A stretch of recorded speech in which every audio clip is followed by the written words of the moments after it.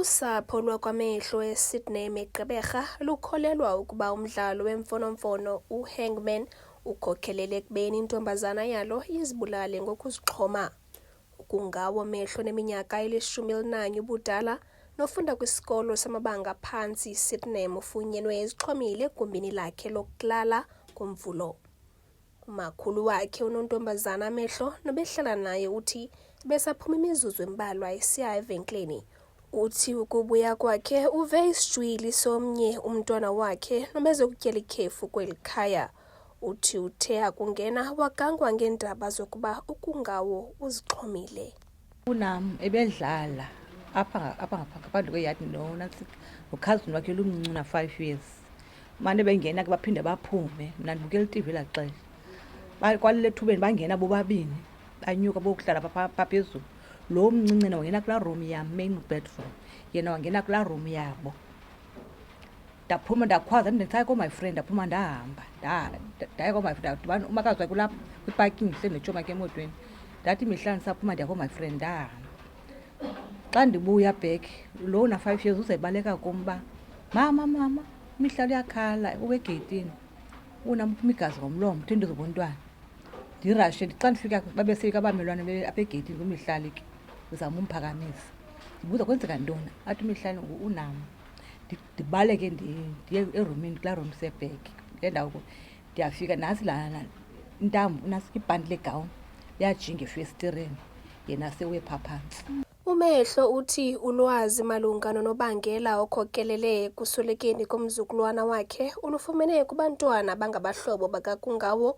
Ngokutsho kwabo bebedla ngokudlala umdlalo obizwa ngokuba nguHangman kwiimfonomfono zabo nonemiyalelo ibandakanya ukuzixhoma. Iyavakala into bakholela igame ndakhange ndandibakho kwigame ekhoyo ke abantwana bazithanda mosefowuni.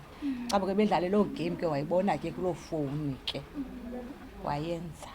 Ndabe mna ndinge-unaware kayazi uba uyenza loo nto. Ayikho into ibinobimphembelele baba makathatha ubomi bakhe ngaphandle kwale into yale game. Bedlala during the day ephuma engena kho nix ni. Kukho nix nam ndothukile xa kuthiwa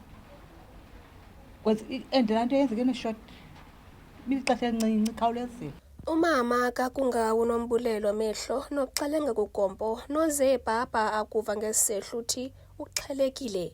Uthe yona nto imenza adideke kukuba akazange abone nto ibonisa ukuba umntwana wakhe uneengcinga zokuzithatha umphefumlo kuba ebengumntwana obethetha ngokukhulekileyo eveza nendlela aziva ngayo maxa onke. Kamandi tu kwinto uba mandilahlekelwe ngumntana ndibe ndingakho lapha ndikude eMonti because nesi sehlo sakhe ndisive ndisemsebenzini ndingakho sendlini. Le nto yakalo mntana unam andiyazi ndizawuthini. Indenza lost because ndinazo nemibuzo emininzi because unam ayingumntu o-secretive ongathethiyo uba kwenzeka ntoni. U-open uyathetha because ndiyambuza everyday uba how do you feel namhlanje, uyandixelela. If kunto emkhubekisileyo unam uyayithetha naxa mhlawumbi uxabene nomntana esikolweni uyafika ayithethe uba yabona Nombulelo mna andizoqhelwa kakubi mna ngubani esikolweni mna ndizambetha. Ndithi ngoba ndiyamazi ke iyathanda ukulwa. Ndithi le yale game I believe nyhani uba nyhani into yale game because ngehlobo nam ndibone ngalo ifowuni ngondiboniswayo exactly le nto ikule game yile ayenzileyo and uyidlale wrong befanele udlale ngamaphepha yena wayidlala ngezinto ngale ntambo yakhe yegawuni because ikhona kulaa part laa game uba thatha into eyithandayo eyona nto uyithandayo thatha into yakho enoyithandayo and ke kulaa gawuni yakhe pinki yeyona beyithanda. Amapolisa athi livuliwe ityala ngokusweleka kakungawo.